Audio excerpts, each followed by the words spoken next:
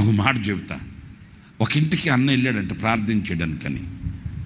వెళ్తే ఆమె వాకిట్లో కూర్చొని బియ్యం ఏరుకుంటుందంట. మీరు నిజం చెప్పండి, బియ్యం ఏరుతారా రాళ్ళు ఏరుతారా? అది కూడా చెప్పలేరా? అంటే బియ్యం ఏరుతున్నానంటారేంటి? సరే, ఆమె కూడా చాట్లో బియ్యం వేసుకొని బియ్యంలో రాళ్ళు ఏరుతుందంట. సరే, అన్న వెళ్ళాడు. వందనాలమ్మా, ప్రజలు అడుగుంటా, వందనాలు అన్నయ్య, స్తోత్రం అన్నయ్య అన్నిందంట. ఇక్కడ లోపలికి వెళ్ళాడంట అన్న కూడా. అప్పుడు ఆమెను చూస్తే ఏదో తేడాగా ఉందంటండి. ముఖం అంతా పెక్కపోయి, కళ్ళు గుంటపడిపోయి, మూతి ముందుకు వచ్చి ఆకారం ఎకారంగా ఉందంట. చింపిరి జుట్టు వేసుకొని, ఏంటి ఇప్పుడు ఇట్లా ఉంది అనుకుని అన్న అడిగాడు, ఏమ్మా ఏంటి అలా ఉన్నావేంటి అంటే, ఇంకంతే బోర్ నడుపుకి ఎత్తుకొని, అన్న వారం 10 రోజుల నుంచి అన్నం నీళ్ళు తినబుద్ధి కావట్లేదు, నిద్ర పట్టట్లేదు, అల్లడిపోతున్నా తల్లడిల్లిపోతున్నా, ఒకటే దిగులన్నా అన్నిందంట. ఏమైంది? మరి వారం 10 రోజుల నుంచి ఇట్లా ఉంటే నాకు చెప్పచ్చు కదా, ప్రార్థన చేసేవాడు కదా, ఏమైందమ్మా అలా అంటే, ఏమోనన్నా వారం 10 రోజుల నుంచి నా బతుకు ఏమో అన్నం తినబుద్ధి కావట్లే, నీళ్ళు తాగబుద్ధి కావట్లే, ఇంకా అదిలే ఇదిలే అని ఏడుస్తుంటే, ఏమైందంటే ఏడుస్తూ అంటదంట, నాకు 2 పిల్లలు ఉన్నారు కదన్నా, అన్న ఉన్నారు 2 పిల్లలు అన్న, మా ఆయన చచ్చిపోతే 2 పిల్లలు నన్ను చూస్తారా అన్న అని ఏడుస్తుందంట. ఊరు నా బంగారు తల్లే. అన్నకి గుండె గుప్పిట్లోకి వచ్చి, అమ్మా ఏమైంది, బ్రదర్కి ఏమైంది, ఏ హాస్పిటల్లో చూపించారు, ఏమని రిపోర్ట్లు వచ్చాయంటే, ఆయనకేమన్నా ఆయన గుండ్రాయిలాగా ఉన్నాడుగా. మరి గుండ్రాయిలాగుంటే ఎందుకు చచ్చిపోతాడు? ఏమోనన్నా అది నాకు తెలియదన్నా, వారం 10 రోజుల నుంచి ఒకటే దిగులన్నా అన్న, ఆయన చచ్చిపోతే 2 పిల్లలు నన్ను చూస్తారా అన్నా అని ఏడుస్తుందంట. ఇదేం కర్మరా?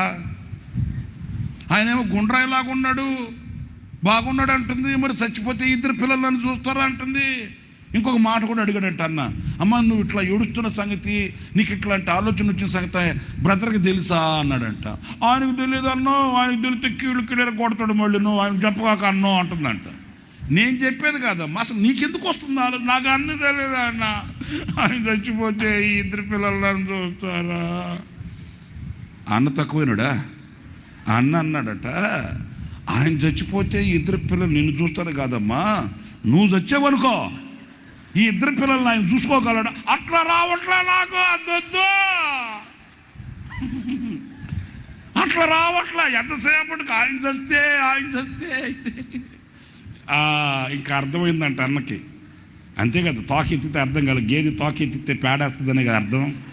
వాట్ ఈస్ దిస్ తోక అనాలమ్మా నన్ను, అంతే కదా, గేదె తోక ఎత్తిందంటే పేడేస్తుంది కదా. ఇంక అర్థమైంది అన్నకి. అర్థమైద్దా మదా, ఏ మోకళ్ళి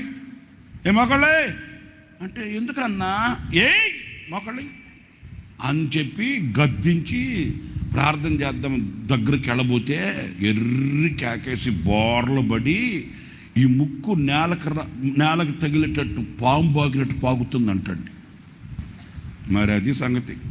లేనిపోని దిగులు పెట్టుకుని ఏడుచుకుంటుంటారు. జాగ్రత్తగా ఉండండి తల్లులారా, మరీ ముఖ్యంగా మీ మహిళా మండలి. ఆమె నేల మీద పడి ముక్కు నేలకు రాసేటట్టు పాగుతుంటే ఇక జుట్టు పట్టుకుని పెట్ట 4 పీకాడంట. సైతాందన్న ఎందుకు పట్టే దేవుని బిడ్డనే అంటే, ఆ సైతాన్ అంటదంట, అయ్యో దేవుని బిడ్డలే కాస్త ఆగు, దేవుని బిడ్డ అంట. మరి దేవుని బిడ్డ కాదా అంటే, ఆ దెయ్యం అంటదంట, అందరిని నిద్రపోనిచ్చి సినిమా పెట్టుకుని చూస్తుంది ఇది, అప్పుడు బట్టే దీన్ని.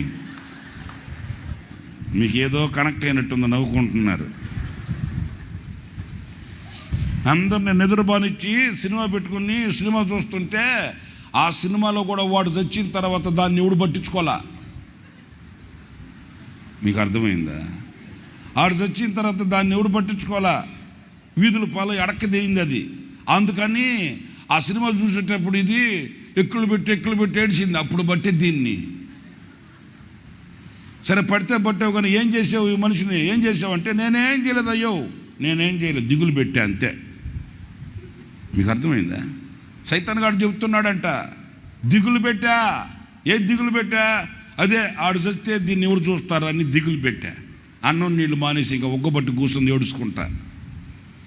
నేను ఈ సందర్భాన్ని ఇప్పుడు ఎందుకు, కొందరికి అనవసరమైన కొన్ని కారణం లేని దుఃఖాలు కొన్ని ఉంటాయండి, ఉంటాయి. ప్రభు అసలు ఆమెను ఎందుకు అడిగాడంటే కారణాలే ఉండవు. అందుకే ప్రభు అడిగింది, ఎందుకు ఏడుస్తున్నట్టు?